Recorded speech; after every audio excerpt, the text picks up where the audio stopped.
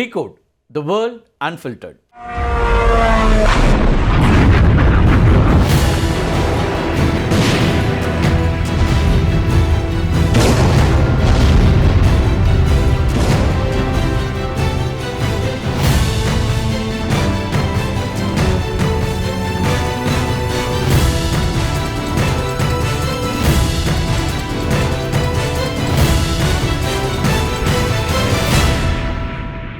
America மற்றும் Iran இடையில் நடைபெற்று வரக்கூடிய மோதலுக்கு மத்தியில் வெறும் 24 மணி நேரத்திற்குள்ள சுமார் 6500 டன் வெடிமருந்துகள், அது மட்டும் இல்லாமல் தளவாடங்களை இஸ்ரேலுக்கு அனுப்பியிருக்கிறது அமெரிக்கா.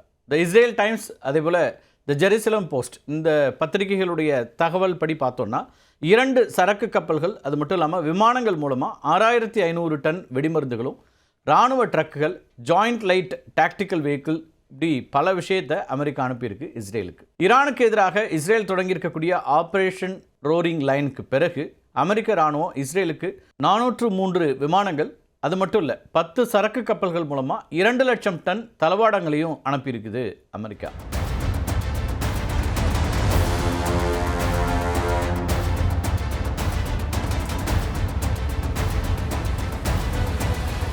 இந்த நிலையில தான் அமெரிக்கா கூடுதலாக இராணுவ தளவாடங்களை அனுப்பியிருக்கிறது அப்படிங்கிறது போரை மீண்டும் தொடங்கக்கூடிய அமெரிக்காவுடைய திட்டத்தை உறுதி செய்து அப்படின்னு அங்கிருந்து வரக்கூடிய செய்திகளை நம்ம பார்க்குறோம். அது மட்டும் இல்லை, அமெரிக்காவுடைய பென்டகன் கீழே இயங்கக்கூடிய சென்காம், இந்த அமைப்பு ஈரான் மீது புதிய தாக்குதல்களை நடத்த தயாராகி வருகிறது அப்படிங்கிறதும் சொல்லப்படுது. அதாவது ஈரானுடைய முக்கியமான கட்டமைப்புகள் மேலே ஷார்ட் அண்ட் பவர்ஃபுல் தாக்குதல்களை நடத்துறதுக்கு சென்காம் திட்டமிடுகிறதுங்கிறதா வரக்கூடிய செய்திகள். முக்கியமான கட்டுமானங்கள் மேலே திடீர் தாக்குதல் நடத்தினா ஈரான் நிபந்தனையின்றி பேச்சுவார்த்தைக்கு வரும் அப்படின்னு ட்ரம்ப்பும் சென்காம் தளபதிகளும் நம்புறாங்கிறது தான் வரக்கூடிய செய்திகளாக இருக்குது. இந்த ஷார்ட் அண்ட் பவர்ஃபுல் தாக்குதல்களை நடத்துறதுக்கு டார்க் ஈகிள் ஏவுகணைகளை பயன்படுத்தணும் அப்படிங்கிறதும் சென்காமோட திட்டமாக இருக்குது.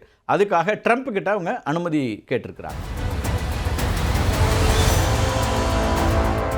இந்த டார்க் ஈகிள் அப்படிங்கிறது ஹைப்பர்சானிக் ஏவுகணை. அதனுடைய வேகம், அதனுடைய நீண்ட தூர தாக்குதல் திறன், இதெல்லாம் தான் மிகவும் ஆபத்தான ஆயுதமாக அதை அமைக்கக்கூடிய ஒன்றாக மாறி இருக்கு. இந்த ஹைப்பர்சானிக்கினுடைய இந்த ஸ்பீடு இருக்கு இல்லையா, அது வந்து சவுண்டை விட 5லிருந்து 7 மடங்கு வேகத்தில் பயணிக்கக்கூடியது. வழக்கமான ஏவுகணைகளை போல இல்லாமல் வளிமண்டலத்தில் குறைந்த உயரத்தில் கணிக்க முடியாத பாதையில் செல்றதுனால தற்போதைய வான் பாதுகாப்பு அமைப்புகளால் இந்த ஹைப்பர்சானிக்கை வந்து இடைமறித்து தாக்குவது அப்படிங்கிறது கடினமான ஒன்று.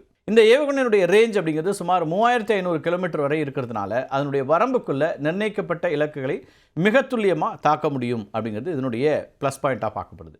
அணு ஆயுதங்கள் மட்டும் இல்லாமல் வழக்கமான வெடிமருந்துகளை பயன்படுத்தியே பெரும் சேதத்தை ஏற்படுத்தக்கூடியது. இந்த ஆயுதம் மிகவும் ஆபத்தானது என்றாலும் கூட தற்போதைய சூழலில் இதனை உடனடியாக பயன்படுத்த முடியுமா அப்படின்னு கேள்வி எழுப்புறாங்க இராணுவ ஆய்வாளர்கள். ஏன்னா ஒவ்வொரு ஏவுகணையினுடைய உற்பத்தி செலவுங்கிறது சுமார் $15 மில்லியன் இருந்து $40 மில்லியன் வரைக்கும் ஆகும். அதிக செலவு காரணமாக குறைந்த அளவிலான ஏவுகணைகள் தான் அமெரிக்க இராணுவத்தினுடைய கையிருப்பில் இருக்கின்றன அப்படின்னு இந்த ஆய்வாளர்கள் பார்க்குறாங்க.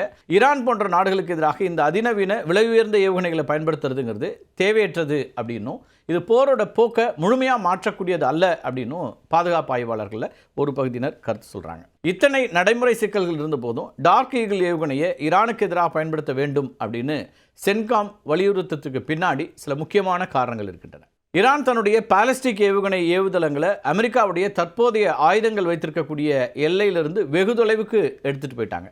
இதனால் தொலைதூரத்தில் இருக்கக்கூடிய இந்த இலக்குகளை தாக்கணும்னா அதிக ரேஞ்ச் கொண்ட ஏவுகணைகள் தேவைப்படுது. மிசைல்ஸ் வந்து அந்த ரேஞ்ச் ரொம்ப அதிகமாக தேவைப்படுது. ஈரான் தன்னுடைய பகுதிகளை பலத்த வான் பாதுகாப்போடு வைத்திருக்கக்கூடிய நிலையில தான் இந்த டார்க் ஈகிள் போன்ற ஹைப்பர்சானிக் ஆயுதங்களுடைய அதீத வேகம், அது மட்டும் இல்லாமல் கணிக்க முடியாத பாதை ஆகியவற்றை வைத்து மட்டுமே அவற்றை ஊடுருவி தாக்க முடியும் அப்படின்னு சென்காம் நம்புது. அமெரிக்கா கிட்ட தற்போது பயன்பாட்டில் இருக்கக்கூடிய வழக்கமான துல்லிய தாக்குதல் ஏவுகணைகளுடைய இருப்புங்கிறது குறைஞ்சிக்கிட்டே இருக்கு. இதனால திறன்மிக்க புதிய ஆயுதங்களை பயன்படுத்த வேண்டிய கட்டாயத்தில் அமெரிக்கா இருக்கு. பல ஆண்டுகளாக சோதனையில் இருக்கக்கூடிய இந்த டார்க் ஈகிள் ஏவுகணையை முதன்முறையாக களத்தில் சோதித்து பார்ப்பதற்கான வாய்ப்பாகவும் இது பார்க்கப்படுது. அமெரிக்காவுடைய டார்க் ஈகிளுக்கு பதிலடியாக ஈரான் ராணுவம் ஆர்எஸ் போன்ற புதிய நீண்ட தூர காமிகேசி ட்ரோன்களை பயன்படுத்தும் அப்படின்னு கடற்படை தளபதி ஷாரம் இரானிங்கிறவர் எச்சரிக்கை கொடுத்திருக்காரு. இந்த ஆர்எஸ் ட்ரோன்கள் 2000 கிலோமீட்டருக்கும் அதிகமான தூரம் பறக்கக்கூடிய திறன் கொண்டவை. நம்ம தொடக்கத்திலேருந்து பார்க்குறோம், அமெரிக்கா வந்து மிசைல்ஸை யூஸ் பண்ணுது. இதுக்கு செலவு ரொம்ப அதிகம். அதுக்கு கவுண்டர் கொடுக்கறதுக்கு அல்லது தங்களுடைய பதிலடியை ட்ரோன் மூலமாக தான் இவங்க கொடுத்துட்ருக்குறாங்க ஈரான் பக்கத்தில். கொஞ்சம் காஸ்ட் எஃபெக்டிவான ஒரு ஃபைட்டை இவங்க மேற்கொண்டுட்டு இருக்காங்க. இப்போவும் அதுதான் இருக்குது. இந்த ஆரஷ் ட்ரோன்கள் 2000 கிலோமீட்டருக்கும் அதிகமான தூரம் பறக்கும் திறன் கொண்டவை. இது அமெரிக்காவுடைய வான் பாதுகாப்பு அமைப்புகளுடைய கவனத்தை திசை திருப்பக்கூடிய விதமாக சேச்சுரேஷன் அட்டாக்ஸ் முறையில் பயன்படுத்தப்படலாம் அப்படின்னு இராணுவ ஆய்வாளர்கள் கருதுகிறாங்க.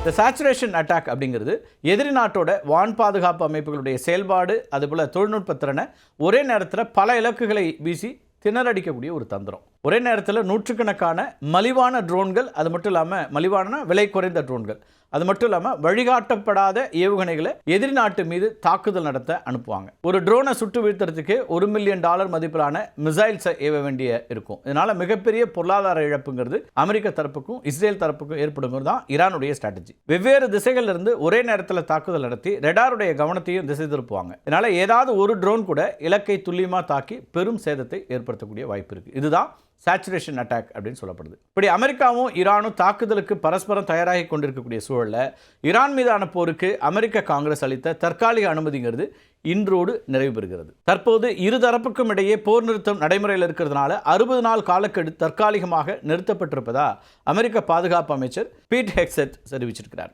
1973ஆம் ஆண்டு கொண்டு வரப்பட்ட வார் பவர்ஸ் ரெசல்யூஷன் சட்டத்தின் கீழ் தான் படைகளை முழுமையாக பாதுகாப்பாக வெளியேற்ற கூடுதலாக 30 நாட்கள் அவகாசம் கோரும் வாய்ப்பும் இப்போ ட்ரம்ப்புக்கு இருக்குது. இப்போ டொனால்ட் ட்ரம்ப் இந்த அவகாசத்தை பயன்படுத்துவாரா அப்படிங்கிறது இதுவரைக்கும் அதிகாரப்பூர்வமாக அறிவிக்கப்படலை. குடியரசுக் கட்சியினர் மற்றும் செனட் சபையினுடைய பெரும்பான்மையினர் ட்ரம்ப்போட முடிவுகளுக்கு ஆதரவாக செயல்பட்டாலும் சில உறுப்பினர்கள் போருக்கு கடுமையாக எதிர்ப்பு தெரிவிச்சிட்டு இருக்கிறாங்க. அதனால காங்கிரஸ் ஒப்புதல் பெறாமல் தாக்குதலை தொடர்வதுங்கிறது கான்ஸ்டிடியூஷனல் ஸ்டாண்ட் ஆஃபை ஏற்படுத்த வாய்ப்பு இருக்கு. இந்த சூழ்நிலையில தான் ட்ரம்ப் 30 நாட்கள் நீட்டிப்பை கோரலாம் அல்லது போர் தற்போது நிறுத்தப்பட்டிருக்கிறதுனால 60 நாள் சட்ட விதி பொருந்தாது அப்படிங்கிற ஒரு வாதத்தை முன் வச்சு இராணுவ நடவடிக்கையை தொடரவும் வாய்ப்பு இருக்குன்னு சொல்கிறாங்க. இதுக்கிடையில் ஈரானுடைய மிக பழமையான விமானம் ஒன்று குவைத்தில் இருக்கக்கூடிய கேம்ப் பவுரிங் அப்படிங்கிற ஒரு இடத்தின் மீது தாக்குதல் நடத்தி பெரும் சேதத்தை ஏற்படுத்தியதா தகவல்கள் வெளியாகின்றன. போரோட தொடக்கத்திலேயே இந்த தாக்குதல் நடத்தப்பட்டிருக்கிறதாகவும் அமெரிக்கா இந்த தாக்குதலை திட்டமிட்டு மறைத்ததாகவும் தெரிவிக்கப்படுது.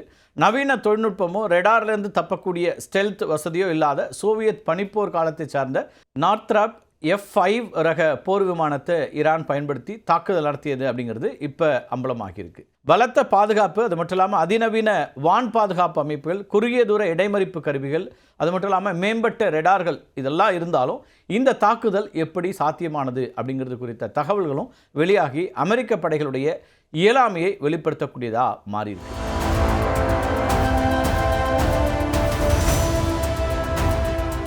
இந்த F-5 விமானம் இருக்கு இல்லையா, இது மிக குறைந்த உயரத்தில் பறந்து வந்ததுனால அமெரிக்காவுடைய ரெடார் மற்றும் வான் பாதுகாப்பு அமைப்புகளுடைய பார்வையிலிருந்து தப்பிச்சதா சொல்லப்படுது.